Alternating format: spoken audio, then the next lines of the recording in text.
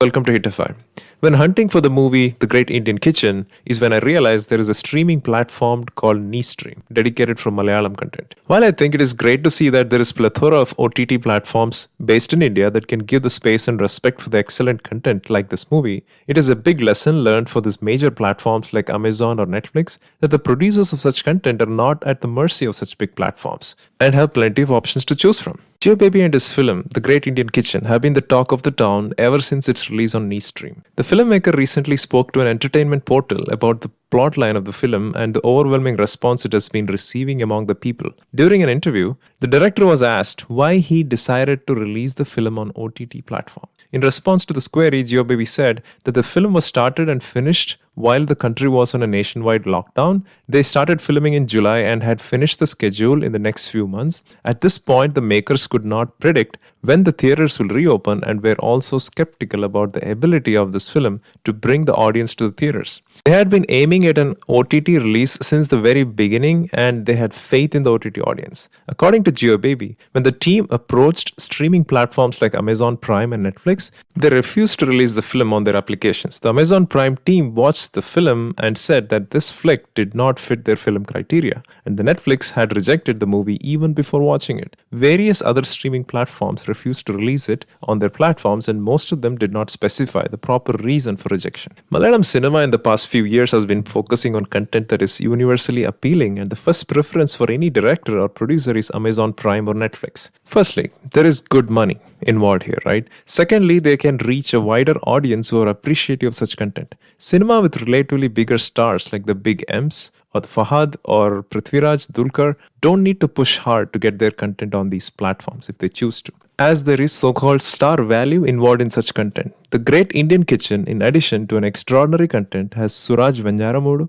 and Nimisha Sajan, who are a couple of most sought-after actors in Malayalam now. But this was not good enough for Amazon and Netflix. I'm just using Malayalam as an example here. And this is what we hear from low-budget, high-quality content creators from all other regional movie industries as well. Now, it is not like Amazon and Netflix have always been like this. There are movies with great low budget content with no star value that have made it to these platforms like the Kannada movie Tithi or this Marathi movie Harishchandra Chief Factory. The question is, what is the criteria that Jio Baby was talking about, or what made them even give a miss on watching such content even though Jio Baby has directed a decent list of movies previously? I do realize that at the end of the day, this is all about more subscriptions, which means more money. And India is currently the fastest growing OTT market, and by 2024, it will be the 6th largest. So these platforms are desperate to grab as much market share as possible by promoting such content that can even be like this. Yes, the fabulous lives of Bollywood wives, or the bunch of soft porn content that is created by Alt Balaji.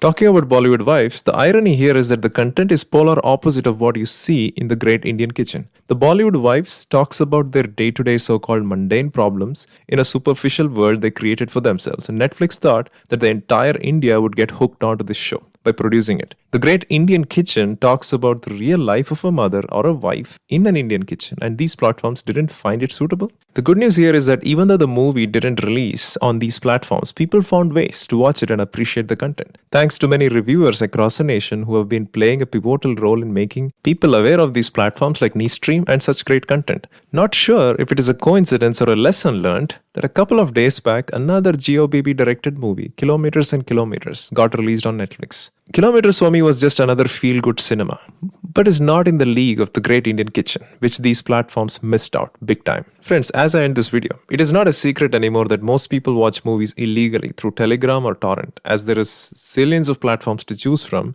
and it is hard to maintain and keep up with the active membership with each of these platforms. While each state is sorting out the theater release logistics, I feel like in OTT space, there should be one universal platform that allows us to pay and watch any movie, and major cut of that should go to the producers of the movie directly. This perhaps might create a level playing field for all the good content creators out there. A bunch of folks in shiny Netflix or Amazon Prime office should not be the ones deciding what content we should consume and what we shouldn't. Thank you very much, folks. Let me know what you think about the issue addressed in the video, and please like and subscribe when you get a chance. Thank you again.